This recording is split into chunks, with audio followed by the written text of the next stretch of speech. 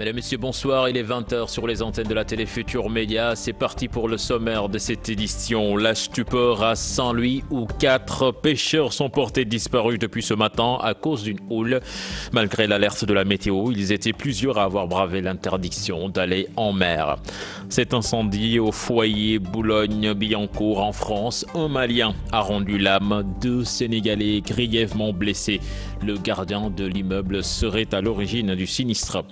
La visite d'État du chef de l'État en France, Macky Sall, était à Strasbourg pour visiter l'usine de fabrication du train express régional. Pendant ce temps, Doudou Wade du PDS doute de l'utilité de cette visite dans l'Hexagone en cette période préélectorale. 2SAU va marcher ce 20 décembre plutôt. Les syndicats de la santé dans l'action unitaire veulent contraindre le gouvernement à appliquer le protocole d'accord déjà signé. Et puis l'invité du 20h, Maître Massour Nakan, président de SES Consommateurs, et également des avocats du groupe Yavuz Selim sera avec Mahmoudou Ibrakan. Ce sera en fin de journal. Voilà le sommaire de cette édition. Dans quelques instants, le développement.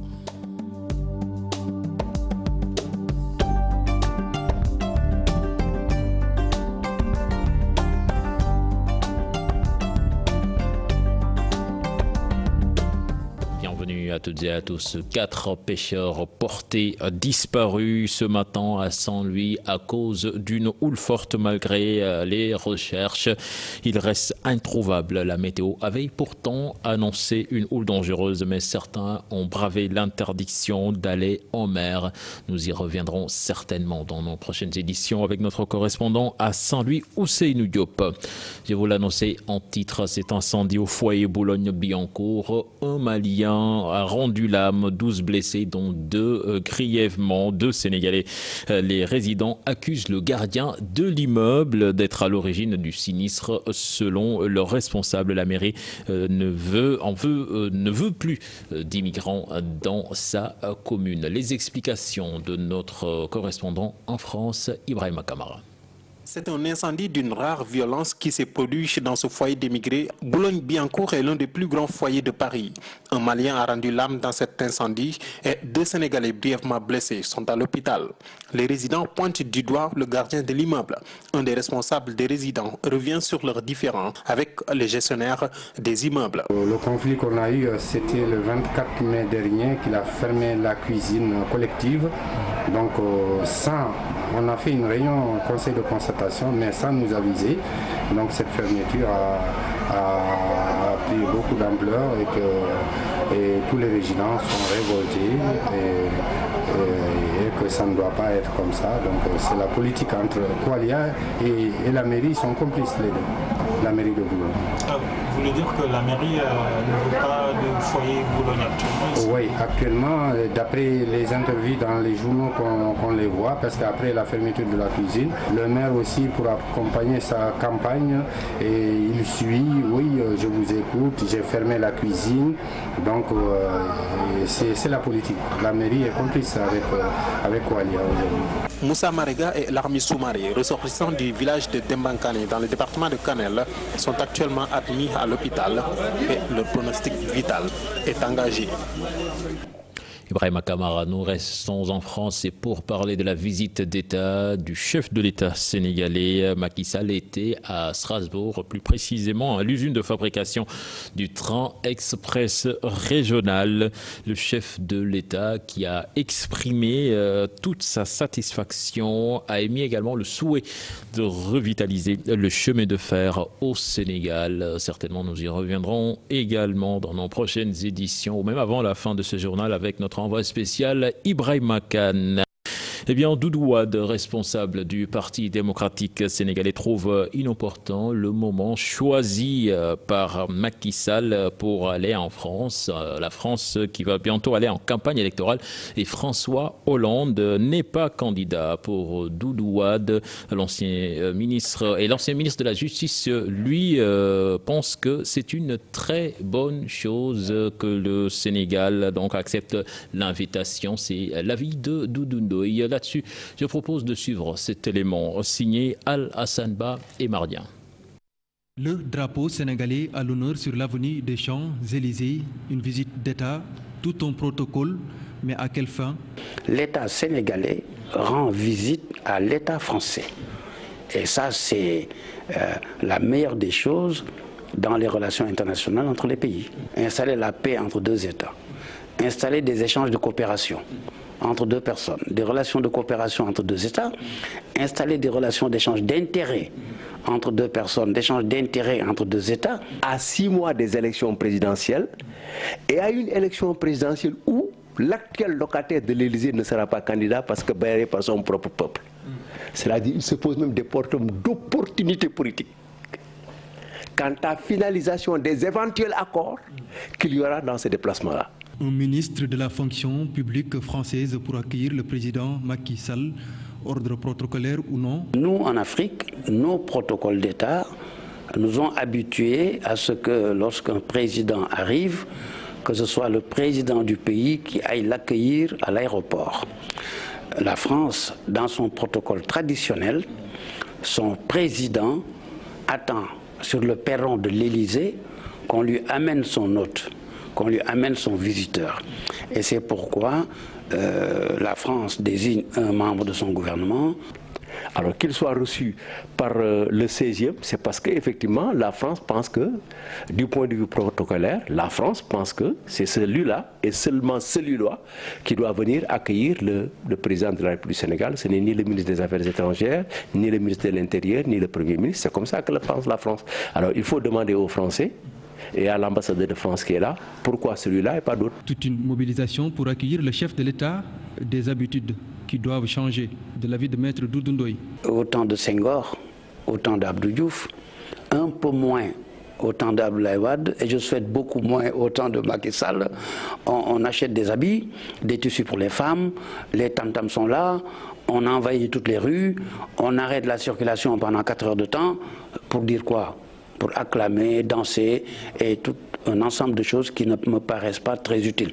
La première visite d'État après celle d'Abdou Diouf en 1992, l'État sénégalais hôte de l'État français, occasion de raffermir les relations et de nouer d'autres partenariats.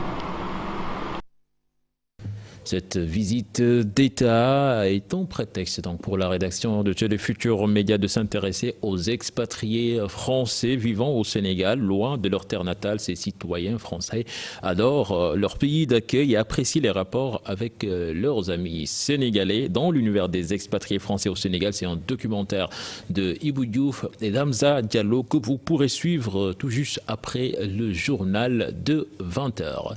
Je vous l'annonçais dans les titres de SAU, mais ça menace à exécution. Une marche nationale prévue demain 20 décembre à la place de l'Obélisque. Les syndicats de la santé dans l'action unitaire invitent ainsi le gouvernement à appliquer le protocole d'accord signé, le système de rémunération de l'axe 3 de la décentralisation, entre autres points qui préoccupent les syndicalistes. Je vous propose d'écouter les explications du docteur Bouli Diop, membre de 2SAU. Il est interrogé par Maïmouna Ndiaye et Léa Niafouna. Jusqu'à présent, avec les négociations avec le gouvernement, on constate qu'il y a des blocages et on constate qu'il y a des points non encore résolus.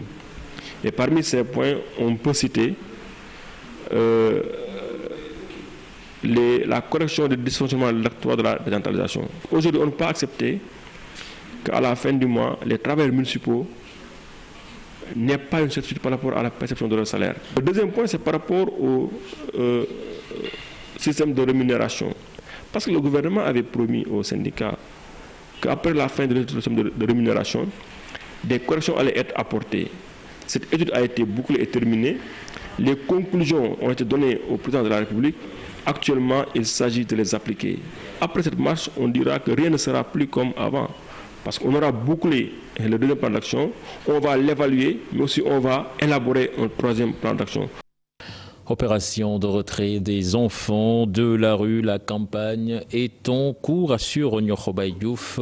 Depuis le 30 juin à non-jour, les initiateurs ont recensé près de 1200 enfants sortis de la rue. Le directeur de la protection de l'enfance indique par ailleurs que certains enfants s'échappent pour se retrouver à nouveau dans la rue. Certainement, nous y reviendrons également dans nos prochaines éditions avec Aminata Mbaresso. À cause de la recrudescence des cas de violence commis sur des enfants, le tribunal de grande instance de Kolda ne lésine plus sur les peines. Les peines sévères vont être appliquées contre les auteurs. C'est ce qu'a fait savoir le coordonnateur de l'AMO de Kolda à l'issue d'une manifestation contre les violences faites aux enfants de Kolda. C'est une correspondance signée Abdoulaye Diallo. Eu égard aux nombreux cas de violence sur les enfants, le tribunal des grandes instances de Kolda applique la peine maximale contre les auteurs de ce type de comportement. Vous le savez, le tribunal pour enfants est là et le tribunal pour enfants est logé dans le tribunal de grande instance de Kolda et que tous ces fauteurs qui en réalité font du mal aux enfants sont jugés au niveau de notre tribunal et sont punis. Ça, je vous donne l'assurance parce que simplement, c'est des réalités de tous les jours. Alors, l'équipe de Kolda qui est là au niveau du tribunal, que ce soit le procureur, que ce soit le président du tribunal pour enfants, nous ne badinons pas. Nous ne badinons pas avec ces violences faites aux enfants. Quiconque se portera en tout cas à faire mal aux enfants aura affaire au tribunal. C'est le maximum de la peine qui est appliquée. Ça, soyez-en rassurés. Cette déclaration a été faite à l'occasion d'une randonnée pédestre organisée par des élèves de la commune de Kolda avec l'appui de l'inspection de l'éducation et de la formation et le réseau des femmes enseignantes pour sensibiliser contre les violences faites aux enfants. Leur marche a pris fin à la préfecture de Kolda où ces enfants ont déposé un mémorandum. Nous condamnons le silence complice de certaines personnes face à cette atteinte au corps et mental des enfants du département. Nous interpellons le préfet du département à prendre des mesures nécessaires pour que de telles pratiques soient arrêtées. C'est un combat qui doit mobiliser tout le monde. Les éducateurs, les enseignants seulement ne peuvent pas venir à bout de ceux-là qui se font bourreau des enfants. Il va falloir qu'on dise stop, ça suffit, on arrête. Et pour cela, il faut la mobilisation de tout le monde. C'est pourquoi nous nous réjouissons de la participation des uns et des autres pour que dans les plus brefs délais, il y ait 0 cas de violence, non seulement dans l'espace scolaire, mais également dans le milieu de vie de l'enfant tout court. Au Fouladou, de nombreux enfants ne s'épanouissent pas à cause de ces cas de violence. L'État du Sénégal va continuer à mettre en place des dispositifs d'accompagnement pour assurer la réintégration des migrants de retour dans leur pays d'origine. C'est dans ce cadre que la Direction générale des Sénégalais de l'extérieur, avec l'appui des partenaires, procède à une campagne de sensibilisation. C'était à l'occasion de la Journée internationale du migrant. Compte rendu signé Aïssatou Paye et Léa Niafouna. 3000 migrants de retour au Sénégal pour leur prise en charge, tout un dispositif. Martha Khoudjandiaï fait partie de ceux qui bénéficient de l'assistance retour. L'État du Sénégal, nous ne faisons que remercier l'État du Sénégal. Là où nous étions, nous avons vécu des moments tragiques. On aurait pu laisser nos vies, mais l'État du Sénégal nous a beaucoup aidés. En ce moment, grâce à l'État du Sénégal et grâce à une aide de l'OIM, nous bénéficions d'un appui. Nous élevons des poulets, nous avons nos poulaillers. Nous sommes au nombre de 40, divisés en groupes de 8. Chacun possède 2000 poussins, c'est un bon départ. Nous sommes ci côté élevage.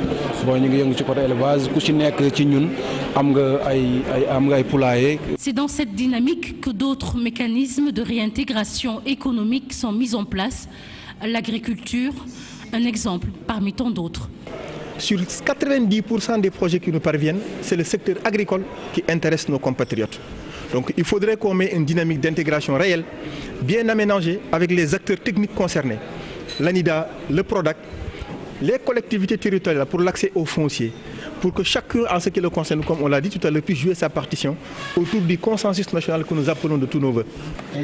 La Direction générale des Sénégalais de l'extérieur se réjouit du travail abattu par les 7 bureaux destinés à accompagner le retour des migrants.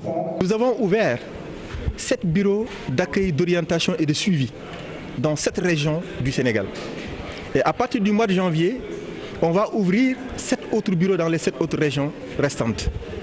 Objectif de ces bureaux, sensibiliser, accompagner, orienter. Nous cherchons à prévenir ce phénomène. Nous cherchons à lutter contre l'immigration irrégulière.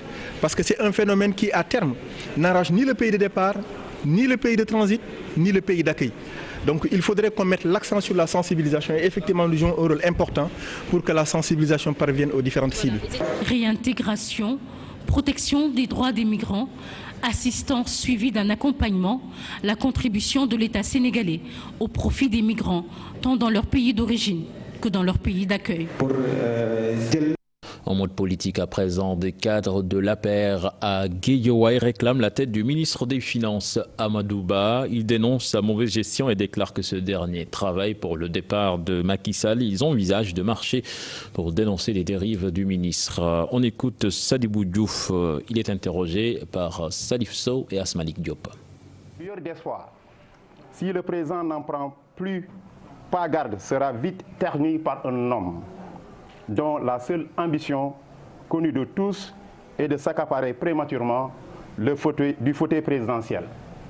Pour cela, il est en train de tisser insidieusement sa toile au détriment de l'APR. C'est un homme déloyal envers le chef de l'État à cet effet. Face aux enjeux politiques et économiques de notre pays, nous attirons l'attention du président de la République sur la loyauté réelle de Amadou Ba, qui est présentement en train de poser des actes allant à rencontre des intérêts du Sénégal. Ce monsieur dont il s'agit, s'il ne reprend pas ses esprits et soigner son comportement à la limite pathétique, nous prendrons plus de gants pour dénoncer publiquement la manière dont il gère l'économie du pays avec des preuves à l'appui. Nous disposons de véritables informations sur sa gestion nébuleuse, scandaleuse et clanique du ministère de l'économie et des finances et du plan, qui pourront sans doute, à la diffusion, causer d'énormes dégâts. Aussi, nous allons mener un plan d'action efficace visant à organiser des marches dans l'unique but d'imposer sa démission du gouvernement. Nous ouvrons à présent ce large dossier consacré à la Gambie. Yaya Jammeh doit accepter sa défaite et se retirer tranquillement, faute de quoi la CEDEAO sera dans l'obligation d'engager l'épreuve de force des propos de Macky Sall lors d'un entretien avec Radio France Internationale. Je propose de l'écouter. Je pense que le texte d'Abuja a été très clair. Tous les moyens nécessaires, ça veut dire tous les moyens nécessaires. Nous avons privilégié la diplomatie. Nous avons désigné le président Muhammadu Buhari, président du Nigeria, pour être le médiateur. Il se rendra très certainement bientôt à Banjul pour rencontrer le président Jammeh et lui rappeler la décision très claire de la CEDEAO qui ne peut pas accepter la remise en question des résultats d'une élection libre, transparente et démocratique. Et la souveraineté appartient au peuple, donc lorsque le peuple décide, les vaincus doivent s'incliner. Il y a eu une unanimité, c'est une position forte. Nous sommes très clairs, les élections ont été faites, M. Adama Barrow a été élu, donc il faut que le président Jammeh respecte cette décision et passe le pouvoir à M. Barrow. La CEDEAO a aussi décidé de l'envoi d'une sécurité pour le président élu. Toutes ces questions seront abordées par le médiateur. Et enfin, la CEDEAO, elle pense qu'elle donnera des mesures d'accompagnement au président gambien de pouvoir se retirer tranquillement, faute de quoi nous serons dans l'obligation d'engager l'épreuve de force. Amadou Diop Decroix, en visite politique à Saint-Louis, estime que le président Yaya Jammeh va quitter le pouvoir avant le 18 janvier. Selon ce dernier, une guerre en Gambie impactera forcément sur le Sénégal. Il appelle au calme. Je propose de l'écouter. Yaya Jammeh va quitter. Franchement, je suis la situation en Gambie. Mais bon, peut-être aussi que je suis de nature optimiste. Je me dis toujours que le président Jammeh, il va quitter le pouvoir et puis de façon tout à fait pacifique. Je pense que quelque part, il a voulu s'assurer d'un certain nombre de choses avant la date fatidique, avant de remettre le pouvoir, mais il remettra le pouvoir et je crois qu'il le fera à bonne date, puisque bon, finalement, il n'y a pas Il n'y a pas d'autre recours, il n'y a pas d'autre moyen quand même. Et puis lui-même avait reconnu la victoire de Barrow. Donc il faut qu'on essaye de calmer le jeu. Ce n'est pas nécessaire de faire des menaces, etc. C'est pas utile. Et ensuite, une guerre en Gambie, c'est une guerre au Sénégal. Faut pas penser que voilà, la guerre en Gambie, la Gambie c'est à l'autre bout du monde. Non, une guerre en Gambie, c'est une guerre au Sénégal. Le président d'AJ-PADS invite Yahya Jammeh à quitter le pouvoir pacifiquement après ses 22 ans de règne. Landing Savané soutient que le peuple gambien a choisi Adama Barrow. Des propos tenus lors de la dernière réunion du bureau politique 2016 de l'AJ-PADS. Landing Savané interrogé par Chertidiane Dion. Occupante naturellement, puisque Yahya Jammeh qui a organisé ces élections et les a perdues et a reconnu sa défaite et est revenu sur ses déclarations par la suite. Bon, mais je crois qu'avec la levée de bouclier suscitée par sa réaction, il reviendra à la raison et que dans l'intérêt de tous et de la paix dans la région, il acceptera de quitter le pouvoir pour que Barrow occupe la présidence de la République. Tout Sénégalais qui est en Gambie devient Gambien. Tout Gambien qui est au Sénégal devient Sénégalais. La Sénégambie, ce ne sont pas les chefs d'État qui ont créé la Sénégambie. C'est la Sénégambie qui crée les chefs d'État. Donc personne ne pourra remettre en question vraiment les belles relations qui ont toujours existé et vont continuer d'exister entre les ethnies, entre les communautés, entre les pays.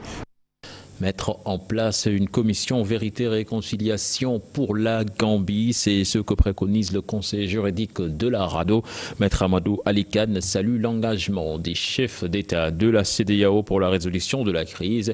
Il estime qu'il est nécessaire d'assurer la sécurité de Yahya Jammeh. Plus de détails avec Alassane Ba et Diafaraba.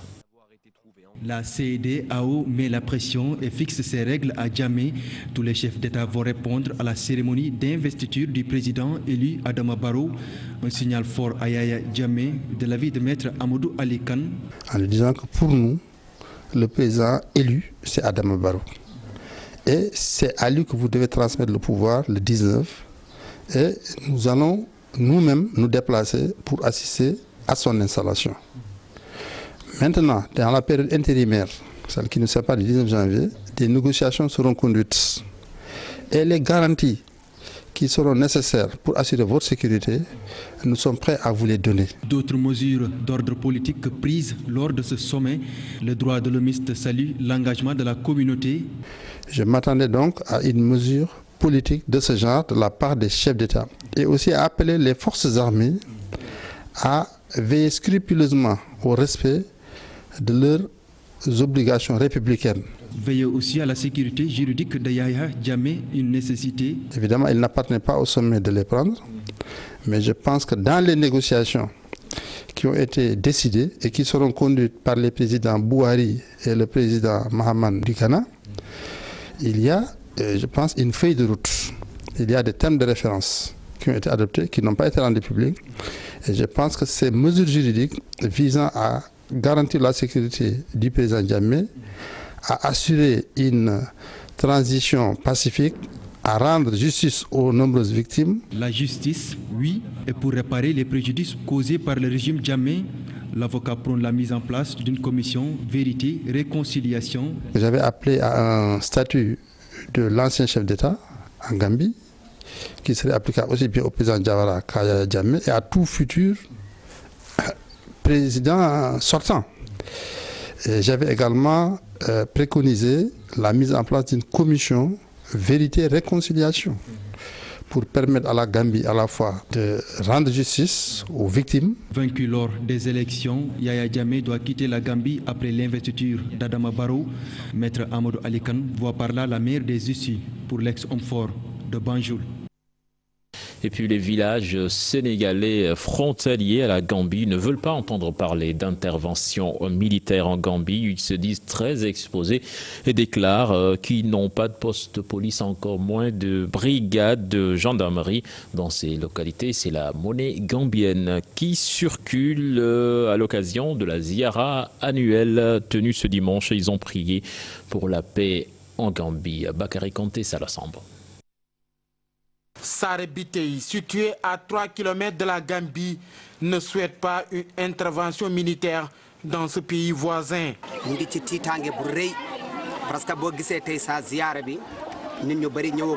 Nous sommes très inquiets. Beaucoup de fidèles ne sont pas encore venus car ils ont peur. Ce sont nos parents qui sont en Gambie. Ceux qui veulent utiliser la force n'ont qu'à renoncer et négocier avec Yaya Jammeh avec diplomatie.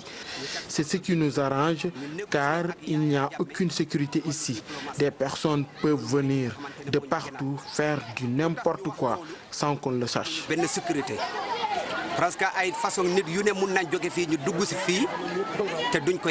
On n'a pas de camp de gendarmerie, de douane, de police. Il n'y a rien du tout dans le domaine de la sécurité. C'est le Dalasi gambien qui circule dans ces villages frontaliers. Si tu vois que l'argent de la Gambie circule ici, c'est parce que la Gambie est plus proche de nous. Tout ce qu'on consomme provient de la Gambie, sauf ce qu'on a cultivé. Sare Bitey n'a pas de route ni d'école. On n'a pas de route, on travaille, mais difficile d'évacuer nos produits agricoles. Il n'y a pas d'école française ici. Beaucoup d'enfants qui ont l'âge d'aller à l'école, une cinquantaine d'enfants étudient à Médina France. Ils se sont exprimés à l'occasion de la ziara annuelle de El Hadj Biramsi. L'actuel Khalif général El Hadj Baboussi a prié pour la paix en Gambie. Et puis retenez qu'une dizaine d'ambassadeurs gambiens à l'étranger adressent une lettre au président déchu Yaya Jammeh après avoir salué l'attitude du chef de l'État gambien qui a précédemment reconnu la victoire du candidat de la coalition, M. Adama Barrow. Ils appellent l'ancien homme fort de Banjul à accepter le choix du peuple et à faciliter la transition. Les diplomates gambiens demandent à Yaya Jammeh de ne pas miner la paix et la stabilité avec lesquelles la Gambie vient de renouer. Les ambassadeurs gambiens à l'étranger lancent un appel pressant à Yaya Jammeh pour qu'ils prennent en compte leurs demandes dont le seul but reste la garantie de la paix au peuple gambien. La lettre est signée d'une dizaine d'ambassadeurs gambiens accrédités en Chine, en Turquie, au Sénégal, en Grande-Bretagne, en Belgique, en Espagne, en Russie, en Guinée-Bissau, entre autres. Nous parlons de toute autre chose avec cette fin de cavale du commandant Aboubakar Toumba Diakité, ancien aide de camp de Moussa Dadis Camara.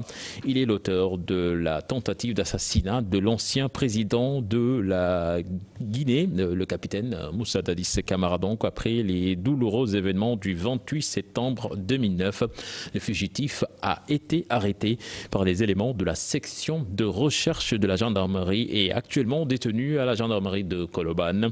Activement recherché par Interpol, les autorités guinéennes le croyaient caché en Russie ou en Chine. Il a été finalement pris au quartier de Ouakam par les hommes du commandant Diaka.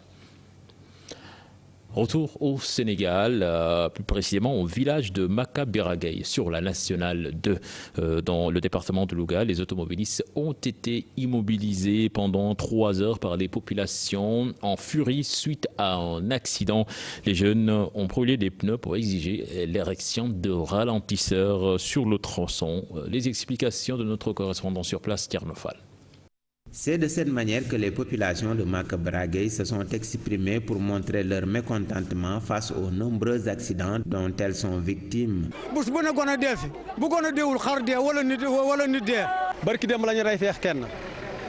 motul ñaari weer ñu rayati fi kenn muy ñetti nit loo xam ne motul at. bu fi gendarmerie nekkul lu leen neex lañ fi jàlle xar yi dañuy rey L'accident qui a failli coûter la vie à un talibé violemment heurté par une voiture a suscité la colère de ces villageois. Ils ont décidé de barrer la route nationale numéro 2 pour demander la construction de ralentisseurs à l'entrée et à la sortie de leur village. ndax li ko commencé Dakar ba Ngumba Ngéwél lépp ay doodaan la li ko commencé Ndar ba Paal lépp ay doodaan la ñun suñu diggante bi mënul am ay doodaan kon loolee lu ñu naqari la. Des pneus et des ordures ont été brûlés sur le long de la route nationale pour empêcher aux automobilistes de circuler. waaw li ñu bëgg mooy xanaa ñu def ko rek parce que moo gën. Comme l'on soxla ak tardement bi nii ñu def ko benn yoon moo gën. Ce n'est qu'au bout de 3 heures que les jeunes ont accepté de libérer la voie, mais ils menacent de se manifester à nouveau si les autorités ne les entendent pas. luy si ñu naqar nag yéen yomb na ay doodaan rek la jooyu ñu leen ndox jooyu ñu leen courant doodaan rek lañ leen jooy war ngeen ñu ko mën a defaral. Les éléments de la compagnie de gendarmerie de Louga qui sont très tôt arrivés sur les lieux ont fait preuve de beaucoup de responsabilité face aux jeunes qui ne voulaient pas facilement lâcher la prise. Mais grâce à l'implication des autorités administratives qui étaient aussi présentes, les manifestants ont fini par entendre raison et tout est revenu à la normale aux environs de 15 heures. Un mot de sport à présent, du football pour démarrer avec la fin de la 7e journée du championnat national. Le Giraffe de Dakar s'est imposé cet après-midi devant l'AS Douanes 1-0. Du coup, les Verts et Blancs reprennent la tête de la Ligue 1 sénégalaise derrière Génération Foot qui est 2e au classement et Diambar 3e. En beach soccer, les Lions du Sénégal sur le toit de l'Afrique. Ils se sont imposés hier en finale devant le Nigeria 8-4, donc aussi le 4e sacre de la bande à Ngalasila. Les détails avec Mamadou Fall. 8-4 score final. En finale face au Nigeria, le Sénégal a fait très fort lors de cette CAN 2016 de beach soccer. Les Sénégalais ont remporté leur 4e titre continental. Très expérimentés, les Lions ont étouffé les Eagles sans trembler. Mamadou Silla a triplé, Babacar Fall auteur d'un doublé, Lansana Diassi, Pape Modundoy et Hamidou Bari ont inscrit chacun un but. Les protégés de Ngale Silla ont fait un parcours exceptionnel, un parcours sans faute lors de cette compétition. Les Lions ont aligné que des victoires jusqu'au sacre. Le Sénégal a battu le Maroc, le Madagascar, la Libye, l'Égypte et le Nigeria. Tout le mal que l'on souhaite à nos Lions de football lors de la CAN 2017 en janvier prochain au Gabon. Merci Modofal, c'était le dernier élément de ce journal. Tout à l'heure, donc, vous avez rendez-vous avec Mamadou Ibrakan qui reçoit Maître Massour Nakan, président des SOS Consommateurs et par ailleurs avocat, un des avocats du groupe Yavuz Selim. Ce sera tout de suite après le journal, à la fin du générique. Voilà, donc on se donne rendez-vous demain. Excellente suite de programme en compagnie de la Télé Futur Média. Au revoir.